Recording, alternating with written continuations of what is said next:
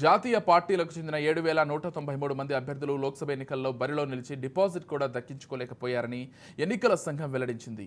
ఈ జాబితాలో బీఎస్పీ అగ్రస్థానంలో ఉంది. ఆ పార్టీ 488 మంది అభ్యర్థులను బరిలో దింపగా 97.5% మంది డిపాజిట్ కోల్పోయారు.